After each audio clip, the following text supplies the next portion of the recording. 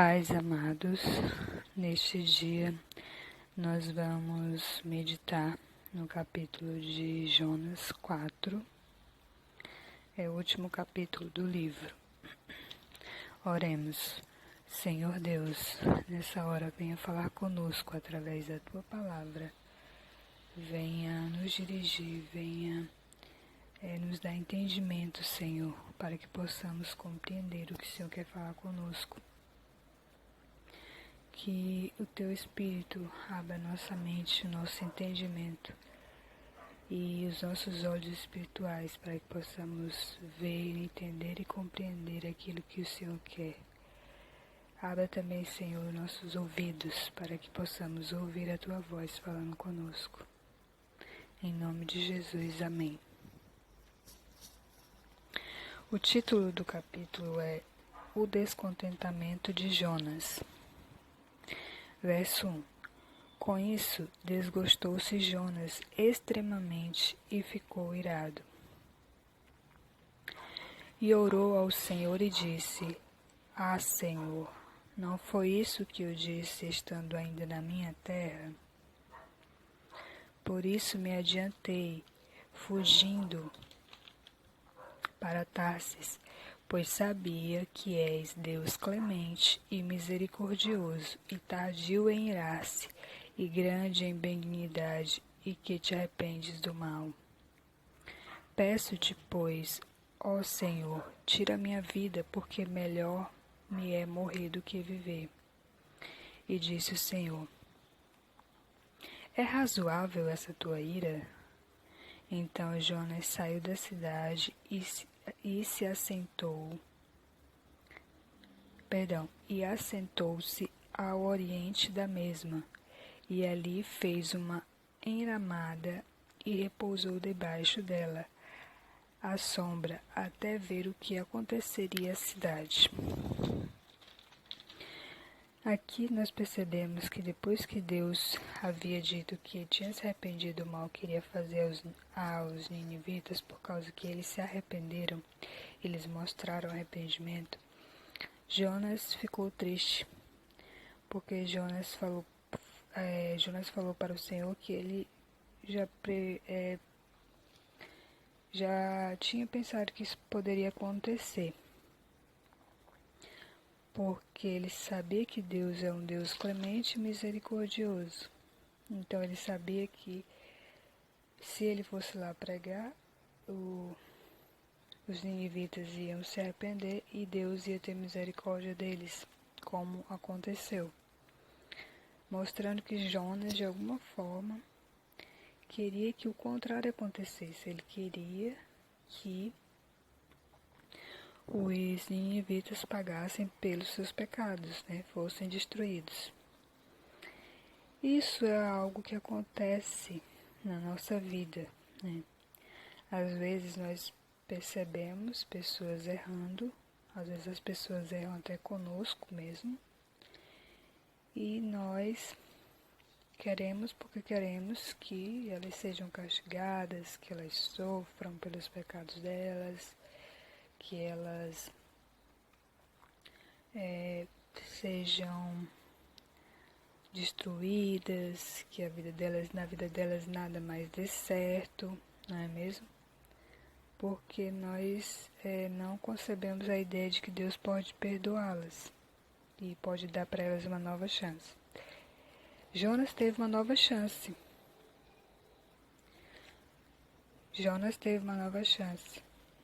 Mas ele acreditava que para os ninivitas não poderia ter uma nova chance.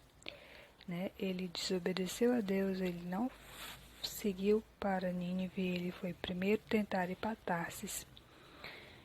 E mesmo assim, Deus salvou ele de morrer afogado, Deus salvou ele de morrer no ventre do peixe, e mesmo assim ele achou que os ninivitas não mereciam perdão.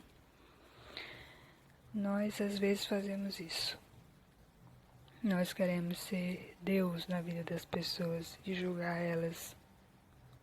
E não só julgá-las, condená-las também. Continuando aqui, o verso 6.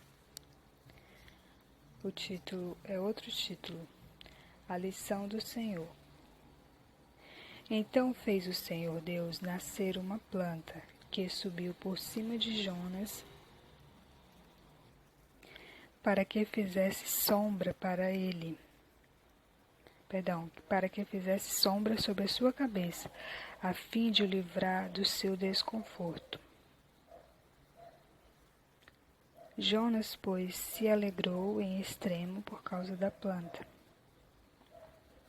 Mas Deus, no dia seguinte, ao subir da alva, enviou um verme, o qual feriu a planta e esta se secou. Em nascendo o sol, Deus mandou um vento calmoso oriental. O sol bateu na cabeça de Jonas, de maneira que desfalecia, pelo que pediu para si a morte, dizendo: melhor me é morrer do que viver. Então perguntou Deus a Jonas: é razoável essa tua ira por causa da planta? Ele respondeu: é razoável a minha ira até a morte. Tornou o Senhor: tens compaixão da planta que te não custou trabalho, a qual não fizeste crescer, que numa noite nasceu e numa noite pereceu. E não hei eu de ter compaixão da grande cidade de Nínive, em que há mais de 120.000 pessoas que não sabem discernir entre a mão direita e a mão esquerda, e também muitos animais?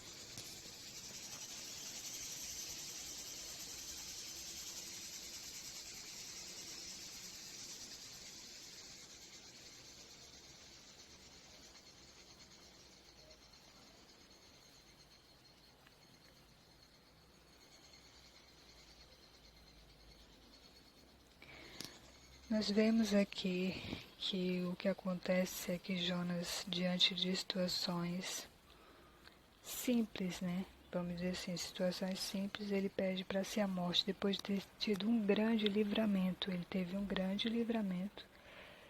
E mesmo assim, ele se aborrece com o fato de que Deus não iria mais castigar Nínive. Ele se aborrece porque Deus fez nascer uma planta que fez sombra para ele. No outro dia a planta já não existia e o sol estava batendo na cabeça dele. Então, assim, por coisas simples, por coisas que não precisava ele desejar para ser a morte, ele desejando a morte. E também Deus confronta ele, né? Ele teve compaixão da planta, mas não queria ter compaixão de seres humanos, né?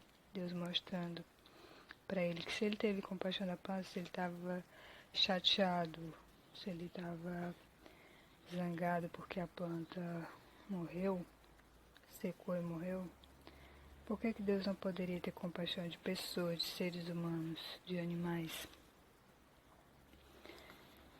Então, eu percebo que com esse livro que Deus pode perdoar nossos pecados, por mais que eles sejam muito, vamos dizer que sejam algo muito grave. Deus pode perdoar nossos pecados, mesmo eles sendo graves. Se nós demonstrarmos verdadeiro arrependimento, Deus pode perdoar e pode nos livrar de algum mal que Ele pretendia fazer ou de algum castigo que nós receberíamos por conta do nosso pecado. Nesse momento que nós estamos vivendo de pandemia, um cenário de pandemia, eu penso que mesmo que Deus tenha permitido esse cenário, Deus tenha permitido tudo isso que está acontecendo e talvez coisas piores ainda estejam por vir, se nós orarmos, se nós nos arrependermos como os ninivitas se arrependeram, Deus pode voltar atrás. Deus pode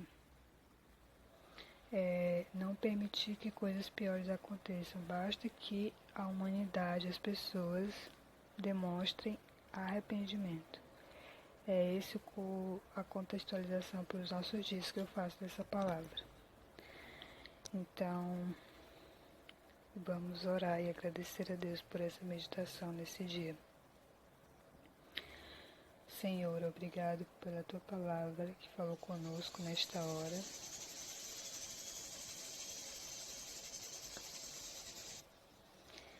Que ela possa ficar guardada no nosso coração para não pecar contra Ti.